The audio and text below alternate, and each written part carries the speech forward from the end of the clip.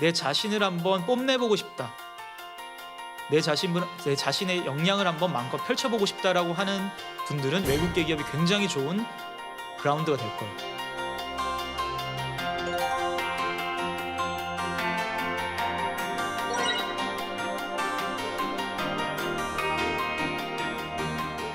왜냐하면 외국계 기업은 아직까지는 역시나 블루오션이고 여러분들 같이 인재들을 찾는 기업들이 많기 때문에 좋은 접근 방법으로 많이 지원하시면 될 것 같습니다.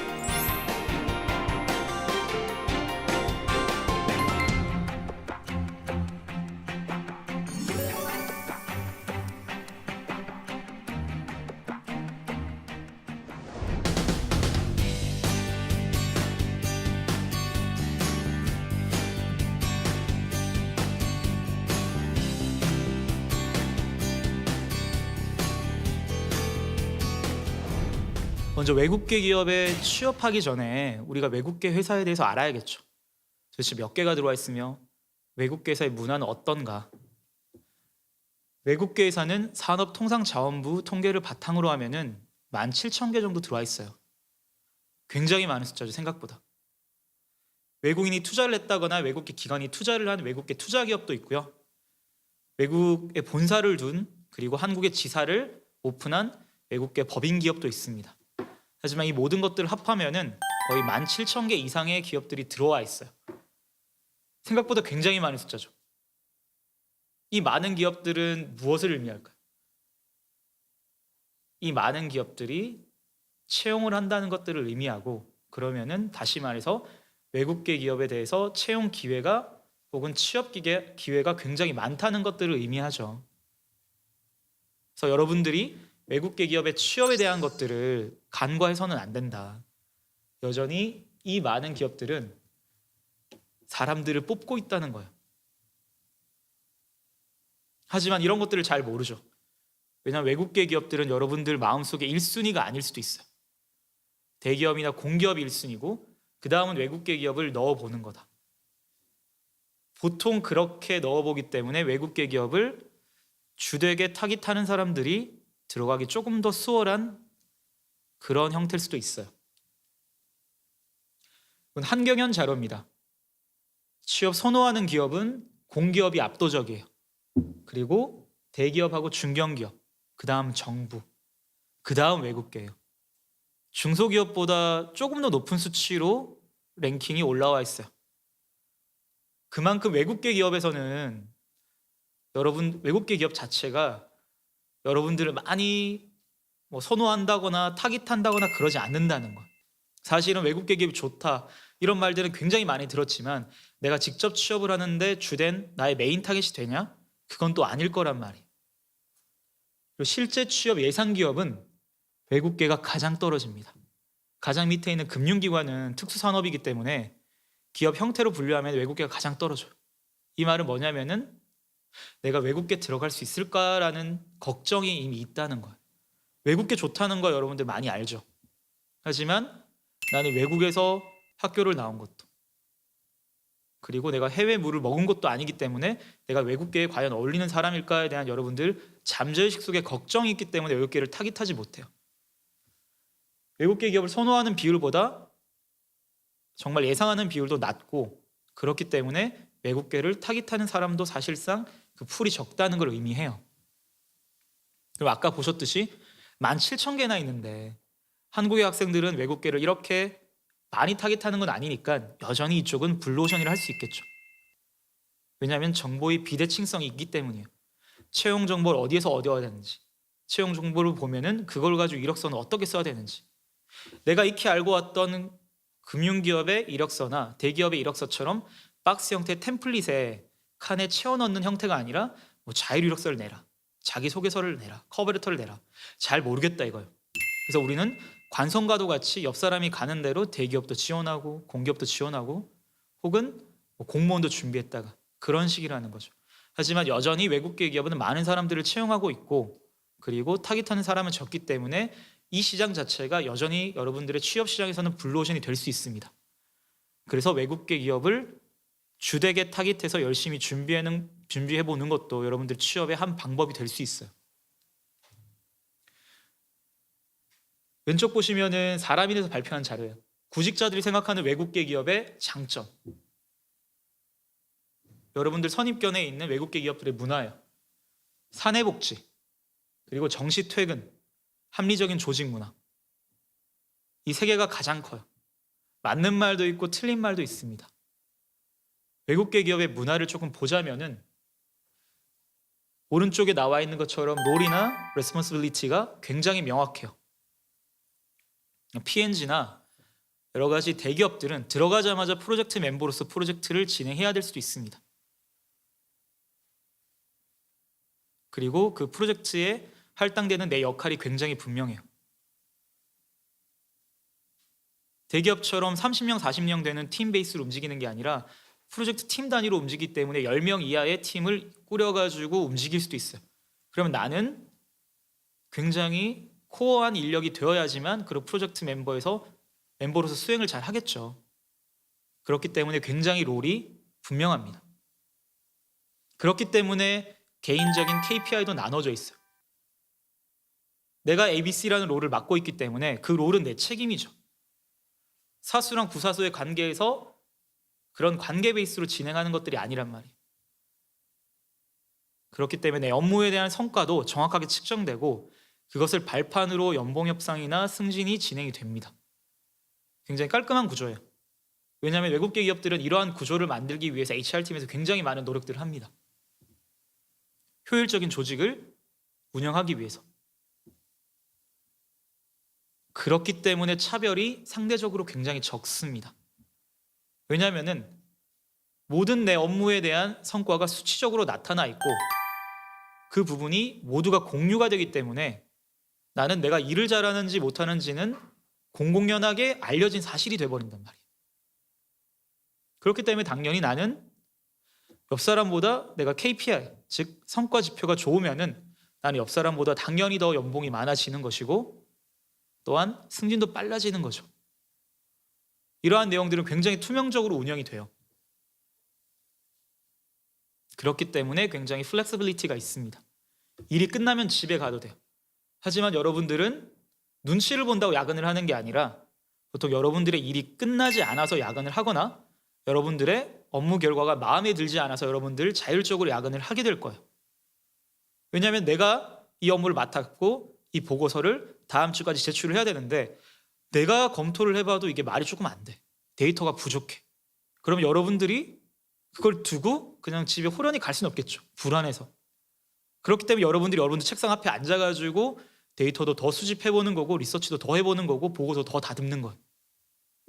굉장히 자율적인 야근이 있습니다. 눈치를 봐가지고 야근하는 경우는 상대적으로 굉장히 적어요.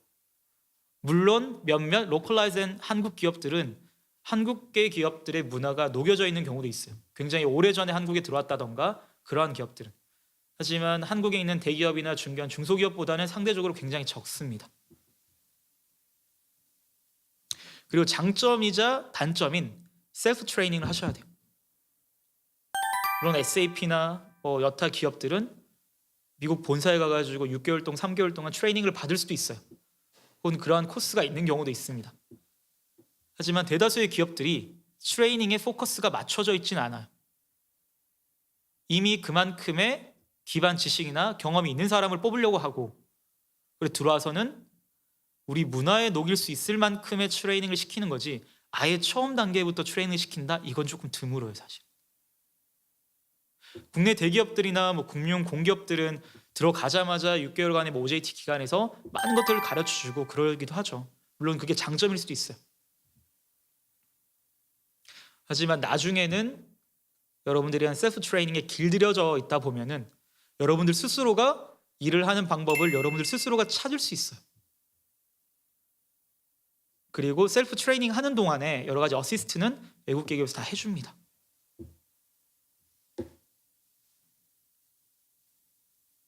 그래서 외국계 기업은 굉장히 뚜렷한 업무 그리고 성과에 대한 결과 측정, 약간은 개인주의, 그리고 셀프 트레이닝 같은 것들이 외국계 기업의 문화로 자리 잡아 있어요. 그리고 이러한 것들을 잘 할 수 있게 외국계 기업은 단연코 복리후생이 굉장히 좋습니다. 요즘 여러분들 워라밸 굉장히 관심 많으시죠? 나는 적게 벌어도 된다. 나는 부양할 가족이 많지 않아도 되니까 나는 내 워크와 라이프에 밸런스가 있었으면 좋겠다. 어느 적정 수준의 연봉과 야근을 하지 않는 문화가 있었으면 좋겠다라는 거예요. 오른쪽에 보시면 잡코리아에서 발표한 자료인데 여러분들 공기업들 가려는 이유가 뭐예요?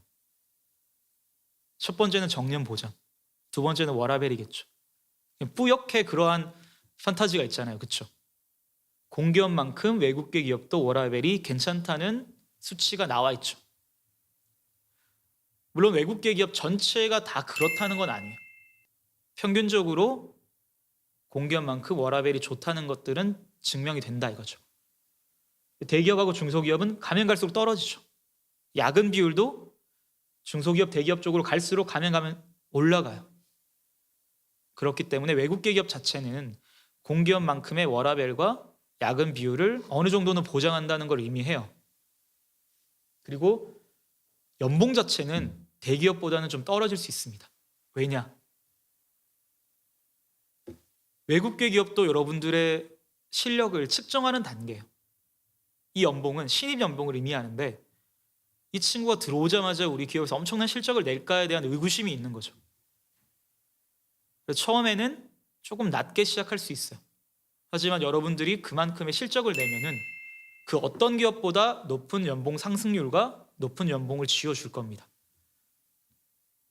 굉장히 명확해요. 그렇기 때문에 여러분들이 내 자신을 한번 뽐내보고 싶다. 내 자신의 역량을 한번 마음껏 펼쳐보고 싶다라고 하는 분들은 외국계 기업이 굉장히 좋은 그라운드가 될 거예요. 그리고 신입 연봉은 조금 낮게 시작할지언정 말씀드렸다시피 연봉 상승률이 굉장히 높고 그리고 5년, 10년 뒤에는 여러분들이 훨씬 더 많은 연봉들을 받을 수가 있습니다. 성과 베이스로. 그리고 복리후생 자체는 굉장히 좋아요. 왜냐하면 외국계 기업들은 보통 미국이나 유럽계 기업들도 많고 물론 일본계나 중국계도 많습니다. 그러한 외국계 기업들의 복리후생 문화를 그대로 한국에 가져오는 경우가 많아요. 그렇기 때문에 연차도 굉장히 많고요. 보통 17일 작으면은 물론 15일 기준인 데도 있지만 많은 곳은 21일을 바로 주는 곳도 있습니다. 그리고 업무 환경이나 간식 제공이나 그러한 부분들을 굉장히 좋아요. 복리후생이. 워라밸은 사실은 화살표 보면 아시겠지만 좋을 수도 있고 나쁠 수도 있어요. 여러분들이 어떻게 일을 하느냐에 따라 달려 있습니다. 굉장히 스마트해가지고 일을 좀 빨리 끝내고 인사이트를 빨리 도출하고 데이터 수치를 빨리 뽑아낸다. 그리고 여러분들이 바로 즉각 퇴근하는 거예요. 이 목표만 달성하면 되기 때문에 워라밸은 좀 유동적이에요. 여러분들의 역량에 달려 있겠죠. 커리어 개발은 제가 위쪽으로 화살표를 표시를 했는데 왜냐하면은 처음에는 셀프 트레이닝이 굉장히 부담스러울 수 있어요. 내가 리서치를 해보고 조사를 해보고 물론 어느 정도의 방법은 알려주겠지만 내가 공부를 해야 되는 부분이 굉장히 많아진단 말이에요. 하지만 이게 1년, 2년, 3년이 되면 여러분들 실력에 그대로 녹아듭니다. 나중 되면은 4, 5년 만에 여러분들은 프로젝트 매니저가 될 수도 있어요. 그 프로젝트 전체를 담당하는. 커리어라는 거는 많이 배운다라는 의미도 있겠지만 결국에는 옳은 판단을 한다는 의미가 돼요. 여러분들은 엔트리 레벨부터 많은 판단들을 해야 될 겁니다. 그럼 그러한 판단에 익숙해져 버리면은 나중에는 시행착오하는 비율도 굉장히 줄어들고 수많은 스터디를 했기 때문에 옳은 판단을 할 가능성이 높아지겠죠. 여러분들은 나중에 굉장히 빠르게 디시전 메이커가 될 수 있습니다. 외국계 기업에서. 이러한 기회들은 보통 대기업이나 공기업에서는 많이 안 주어져요. 회사의 가이드라인을 따르거나 아니면 사수의 방향성을 쫓아가기 때문에 여러분들이 디시전 메이킹에 익숙해져 있지 않으면은 그냥 계속 쫓아가고 나는 리서치 자료를 배급하는 사람이 되고 스터디한 것들을 전달하는 사람이 되지 여러분 디시전 메이킹하는 경험은 많이 없을 수 있단 말이에요. 국내 기업에서. 하지만 외국 기업에서는 디시전 메이킹하는 그런 기회들을 여러분들한테 굉장히 많이 주어질 겁니다. 그 말은 곧 기회이자 책임이겠죠. 하지만 저는 단연코 여러분들이 이런 쪽에 여러분들 몸을 던져가지고 한번 공부도 해보고 시행착오도 겪어보고 경험해보는 것들을 추천을 드려요. 나중에 어느 한 부분만의 전문가가 아니라 이 모든 프로젝트를 판단할 수 있는 진정한 전문가가 되기 위한 발판이 될 수 있습니다. 외국계 기업은. 국내 기업과 그런 성향이 조금 다르죠.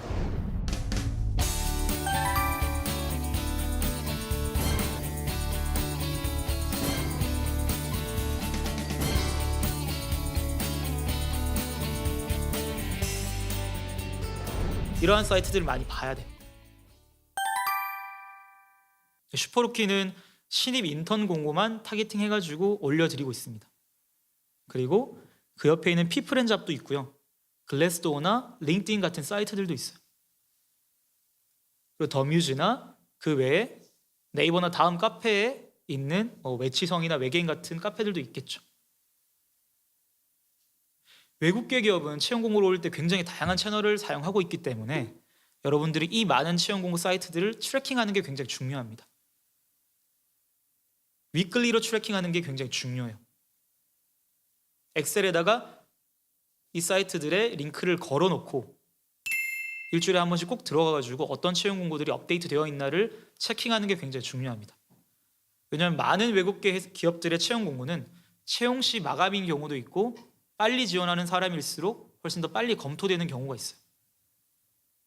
국내 기업의 채용 공고야 마감일까지 기다렸다가 그때 많이 지원을 하시는데 외국계 기업은 그런 것들을 선호하진 않습니다. 채용 시 마감인 공고는 빨리 제출하는 사람에게 훨씬 더 많은 기회가 부여가 돼요. 그래서 이러한 사이트들은 여러분들이 리스팅 해두셨다가 계속해서 업데이트하는 게 중요합니다. 왜냐하면 외국계 기업들은 물론 공채도 있지만 상시 채용이 굉장히 많아요. 스팟성으로 올라오는 공고들이 많기 때문에 여러분들이 꾸준히 10월이 지났다고 해서 하반기가 다 끝난 거 아닙니다. 12월이나 1월에 올라오는 공고들도 있고요. 상반기 전에 2월이나 3월에 올라오는 공고들도 있어요. 그렇기 때문에 꾸준히 트래킹 하시는 분들이 결국에 위너가 되실 수 있을 거예요.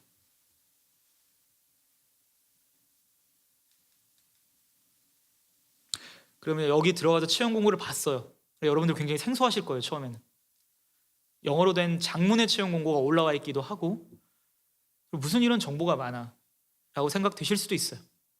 외국계 기업의 채용 정보는 스탠다드적으로는 회사의 정보, 컴퍼니 인포메이션하고 그 다음에 직무의 정보, 롤에 대한 인포메이션, 그리고 그에 따른 자격 요건에 대한 정보인 퀄리피케이션이 있습니다. 이 세 개가 굉장히 자세하게 기록된 채용 공고들도 있고 굉장히 컴팩트하게 기록되어 있는 공고들도 있어요. 자세하게 기록되어 있는 공고들은 여러분들이 이 회사가 어떠한 사람을 뽑는지 굉장히 상세하게 알 수가 있어요. 그에 맞춰가지고 여러분들의 이력이나 경험들을 녹여내시면 되는 거예요. 자소서도 그렇고. 채용 공고들은 그래서 키워드로 좀 정리를 하셔야 돼요. 굉장히 장문으로 되어 있잖아요. 내가 이걸 읽고 이런 사람 뽑구나 하고 이해하고 넘어가는 게 아니라 그 채용 공고를 키워드를 정리하셔야 됩니다.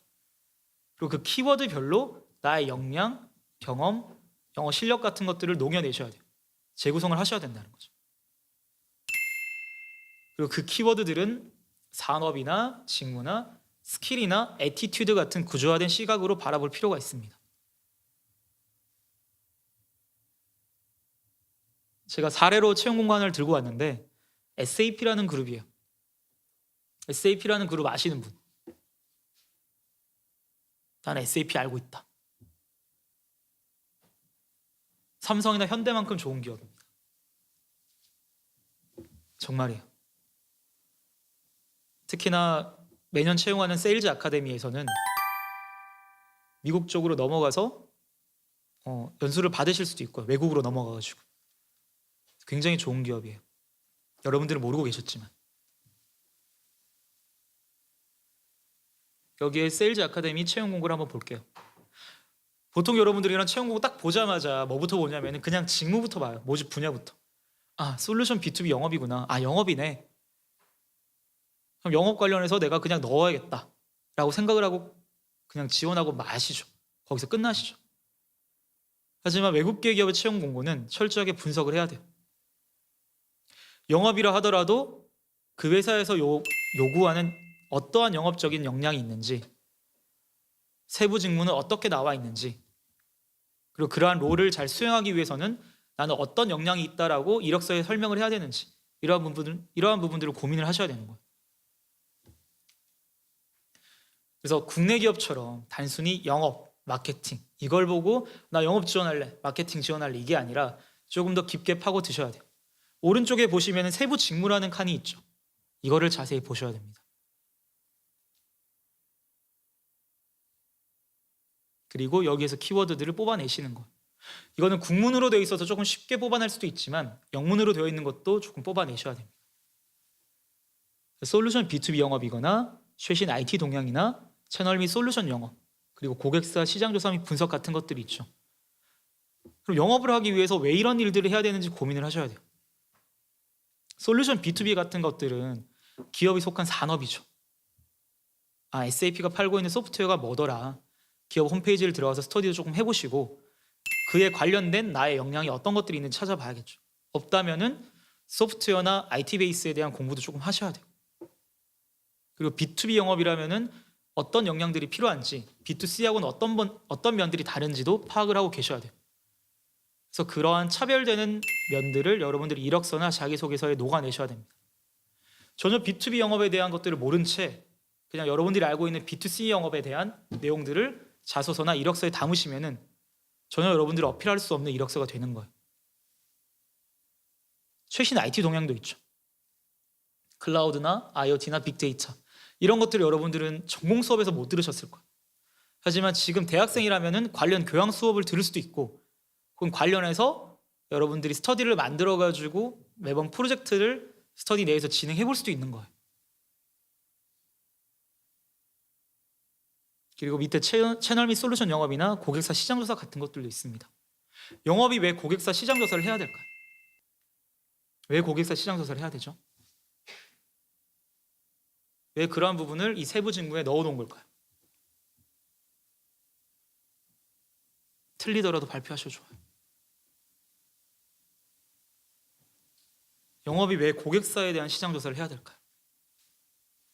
우리는 고객사한테 물건을 팔아야 되죠. 가장 먼저 필요한 게 뭘까요? 누가 우리 물건을 살 수 있는지에 대한 잠재 고객에 대한 조사가 필요해요.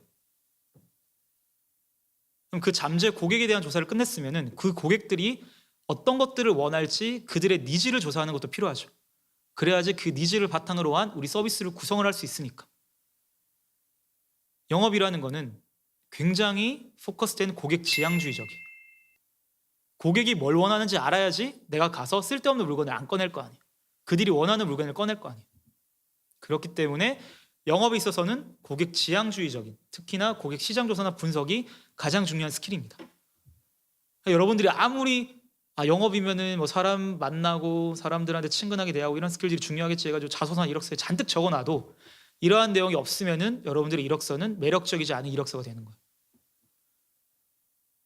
나는 고객사에 대한 시장 조사를 해봤고 그걸 발판으로 우리 동아리 물건을 팔아봤다던가, 혹은 내가 행사를 개최했는데 그 행사에 올 고객 타깃군을 설정을 해가지고 그들이 어떤 토픽을 원하는 행사를 원하는지 사전 조사를 진행했고, 그러한 사전 조사 배경으로 행사의 토픽을 정했고 작년보다 30% 이상 올라간 모객을 가져왔다. 이러한 내용들이 자소서나 이력서에 들어가야 되는 거예요. 그러려면 당연히 JD, 즉 채용 공고에 대한 분석이 필요한 거죠.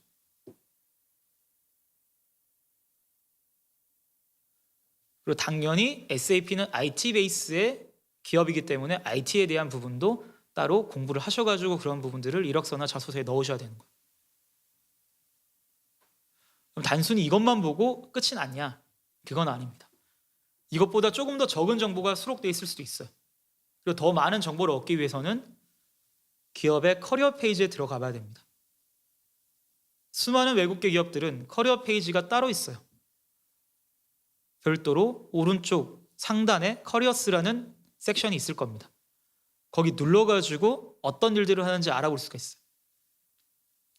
SAP의 한국 채용 공고에는 이렇게 세부 직무가 나와 있지만 SAP의 커리어 페이지에는 세일즈가 어떤 일들을 하는지 굉장히 자세하게 기록이 되어 있어요.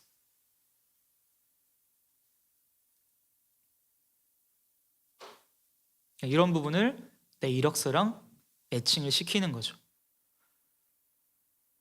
SAP 커리어 페이지에 가보니까 세일즈는 이러한 일들을 한다고 적어놨어요.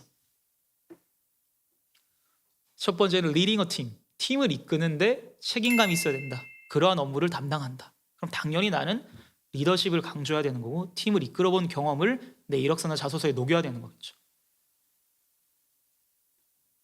그리고 두 번째는 individual quota라고 적혀 있죠. 개인적인 할당량을 부여받아가지고 그걸 성취한 경험.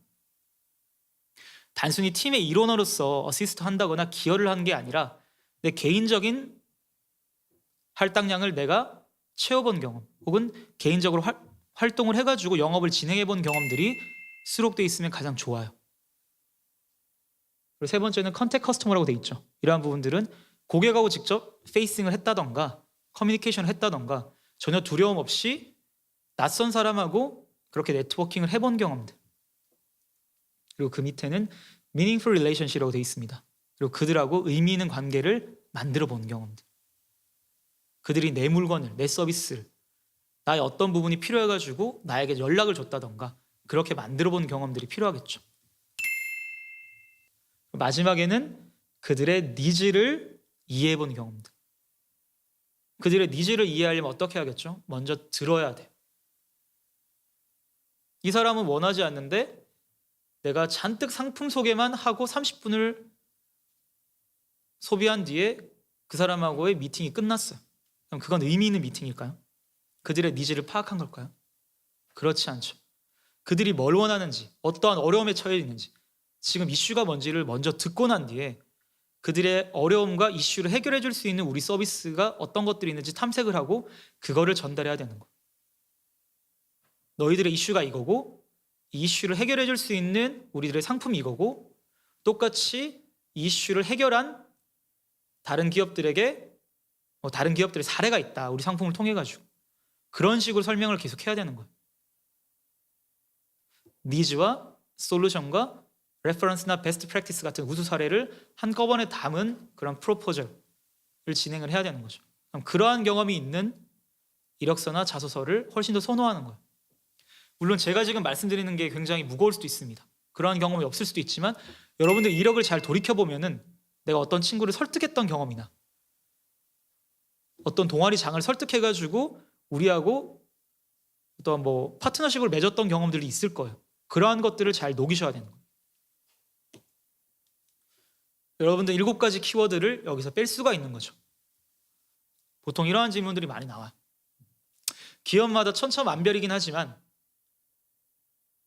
Tell me about yourself라는 것도 있겠죠. 자기 소개에 대한 부분들. Why have you chosen this role? 왜 이 직무를 선택했냐? 그리고 왜 우리 회사냐? 첫 번째로 자기 소개에 대한 부분들은 여러분들이 연대기적으로 여러분들 설명할 필요는 없어요. 어떤 학교를 다녔고 그다음 졸업하고 난 뒤에 어떤 학교를 진학을 했고 거기서 어떤 것들을 배웠고 졸업 뒤에 무엇을 준비하고 있습니다. 이것들은 내가 그냥 전달하기 편할 수 있도록 내 이력을 리스팅한 거고 크로니클 베이스로 연대기적으로 설명을 한 거지만 앞에 있는 채용 담당자들한테는 크게 매력적으로 안 와닿을 수 있어요. 그 사람들은 도대체 이 친구가 우리 회사에 들어와서 일을 잘 해낼 수 있는지 이 롤을 잘 수행할 수 있는지가 궁금한 거예요. 그렇기 때문에 여러분들의 키워드를 설명하시면 됩니다. 이 산업과 관련된 키워드, 나의 역량 키워드 그런 것들을 자기소개로 푸시는 거예요. 저를 설명하는 키워드는 마켓 리서치 역량 그리고 고객에 대한 이해 그리고 IT에 대한 경험이 있습니다. 구체적으로 설명드리자면 이러이러한 내용이고 거기에 관련된 사례는 이러한 것들입니다 라고 설명하시는 게 훨씬 더 좋은 자기소개가 될 수 있어요. 그리고 왜 이 직무를 선택했냐 부분도 똑같은 설명이죠. 왜냐하면 나는 여기에 대한 관련 경험이 많고 그리고 여기에 대해서 많은 공부를 했으니까 당연히 여기에 대해서 적합한 사람이고 그렇기 때문에 나는 여기에 지원하게 된 거예요. 이 회사가 복리후생이 좋다고 들어서요, 연봉이 높다고 들어서요는 여러분들 중심적인 사고방식이지 채용 담당자 중심적인 사고방식이 아니기 때문에 그러한 내용을 말하실 필요는 없습니다. 왜 우리 회사냐? 여기에 대해서는 회사의 특성도 설명을 해야겠죠. SAP나 유수 외국계 기업이 가고자 하는 방향이 나의 비전과 매칭을 해서 경쟁자 대비 SAP가 가지고 있는 강점들이 이러한 거기 때문에 저는 경쟁자보다 SAP를 더 선호합니다라는 표현을 하셔야 되는 거예요. 이러기 위해서는 산업에 대한 공부, 기업에 대한 공부, 경쟁사에 대한 공부도 필요하신 거죠. 그리고 어려움은 없었냐? 약점은 뭐냐? 이런 것들은 사실 좀 솔직하게 말하시면 돼요. 이건 좀 개인적으로 설명드리는 거예요. 대부분 이런 것들 많죠. 완벽주의인 게 흠입니다. 그렇지 않아요? 너무 뻔한 약점인 거예요. 좀 노골적으로. 그렇지 말고 여러분들의 진짜 약점들을 말하셔도 돼요. 하지만 그 약점들을 극복하기 위해서 여러분들이 어떠한 노력들을 진행했었고 그것들을 극복해가지고 이 직무에 어떻게 녹여낼 수 있는지를 설명하시면 되는 거예요. 나는 고객 대면 능력도 탁월하고 관계를 만드는 능력도 되게 탁월해요. 사실 마켓 리서치에 대한 역량은 조금 부족합니다. 다만 마켓 리서치에 대한 역량이 부족하기 때문에 제가 이 직무를 하기 어렵다고 생각이 들어서 여기에 대한 공부를 굉장히 많이 했습니다. 이러이러한 과목들을 수강했고 따로 스터디 그룹을 만들어서 마켓 리서치에 대한 이런 공부들을 진행하고 있습니다. 그러한 것들로 제 약점을 상쇄시키고 있습니다라는 메시지를 전달 주시면 돼요. 어차피 여러분들은 신입이나 인턴이에요. 약점이 없을 수는 없어요. 들어가서 무조건 배우셔야 돼요. 하지만 그러한 부분들을 여러분들 스스로 배울 수 있거나 스스로 메꿀 수 있는지를 보는 거예요. 아까 말씀드린 것처럼 셀프 트레이닝과 셀프 러닝을 할 수 있는 역량이 되는지 그리고 그러한 것들을 진행해 본 경험이 있는지를 보는 거기 때문에 솔직하게 말씀하신 뒤에 셀프 러닝이나 트레이닝 통해 가지고 극복한 사례들을 설명하시면 됩니다. 그리고 What will you want to do in 5 years나 10 years 같은 것들이 있겠죠. 5년이나 10년 뒤에 여러분들은 어떤 모습일까요? 이런 분들도 계세요. 처음에는 세일즈나 마케팅을 했다가 나중에는 매니지먼트나 전략을 짜는 쪽으로 가고 싶습니다. 그 후에는 R&D로 빠지고 싶습니다. 이렇게 커리어 패스가 일관되지 않게 설명하시는 분들도 있으실 거예요. 물론 그러한 것들을 좋아하는 기업들도 일부 있을 겁니다. 순환 근무라고 해가지고 전체적인 역량을 경험한 뒤에 해당 부서에 배치가 되는 기업들도 있을 거예요. 다만 그렇다 하더라도 여러분들 조금 일관된 커리어 패스를 보여주셔야 돼요. 가장 좋은 거는 내가 세일즈에 지원을 했으면은 세일즈 매니저에 대한 채용 공고를 보시면 돼요. 세일즈 매니저가 어떤 일들을 하는지 거기 채용 공고에 나와 있겠죠. 그러한 업무를 수행하고 싶다고 말씀하시면 되는 거죠, 사실은. 여러분들이 세일즈로 지원하셨으면은 세일즈의 커리어 패스에 맞게 단계별로 5년 뒤에, 10년 뒤에 어떤 일들을 하게 될지 여러분들 계획을 듣고자 하는 부분이에요. 그래서 이러한 부분들도 그 커리어에 맞는 계획을 말씀 주시면 됩니다. 그리고 여러분들이 가고자 하는 기업의 멘토를 여러분들이 직접 찾는 것도 중요해요. 내가 P&G나 유수기업의 마케팅에 들어가고 싶다. 링크드인 같은 비즈니스 네트워크 플랫폼이 있습니다. 거기에 들어가셔가지고 P&G 마케팅, 코카콜라 리테일 부분 이렇게 치면은 사람들이 잔뜩 뜰 거예요. 거기에 직접 메시지를 전달해가지고 여러분들의 멘토로 만들 수도 있어요. 안녕하세요. 저는 P&G 마케팅에 지원하고 싶은 A라고 합니다. 제가 이런 식으로 준비하고 있는데 혹시 이런 식으로 준비하는 게 P&G 마케팅 입사에 도움이 될까요? 작게나마 조언 주시면 정말 감사할 것 같습니다 라는 메시지를 던졌을 때 물론 답장이 안 올 수도 있겠지만 올 수도 있는 거잖아요. 그렇죠? 그렇게 해서 여러분들 스스로가 멘토링과 정보들을 찾아 나서는 그러한 모험심과 도전심이 필요합니다.